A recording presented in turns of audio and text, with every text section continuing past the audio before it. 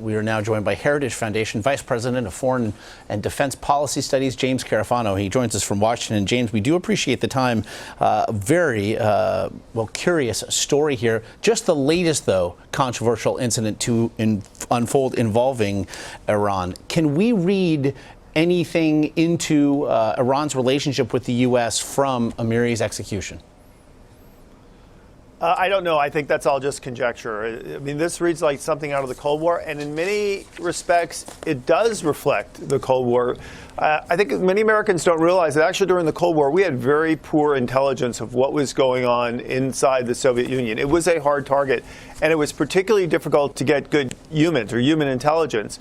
So we have a deal with Iran, but I think many Americans are skeptical of the deal. Many of our European allies are skeptical of the deal. And nobody believes that we can just take Iran at its word. So there's this continued need to get intelligence from inside Iran. That's often produces kind of almost movie-like stories like this. Well, how does it then impact how operations there involving the CIA and others will move forward?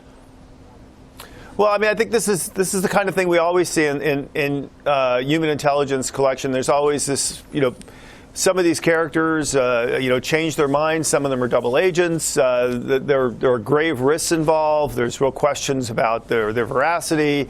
So it is this almost kind of movie-like game. But, we find these stories, and these novels really intriguing, but they're closer to reality than you think. It is a very kind of murky, dangerous world. And here's one of the great challenges about the Iran deal, which is the United States and Iran still have fundamentally different strategic interests in the region, and we're just going to be spying on each other very vociferously for a long time. And that's difficult in a society like Iran, which is a relatively closed society and where people don't have free access to information and free movement of travel.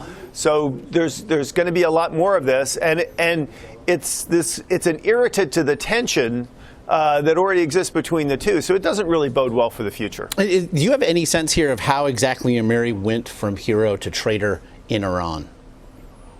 I think that's all just conjecture. I mean, there are so many moving parts here. I mean, some of these characters, try to play both sides, and they change their stories. And of course, there's enormous, distrust from both sides. So this is very, very kind of typical in this business. So, for example, we might get a defector from the Soviet Union to the United States. We'd be very skeptical. Is this person a double agent, or do they really know what they're talking about? And we might actually monitor them for years and never really trusting what they tell us. And in some cases, we found that they were double agents, and then they did go back to Russia.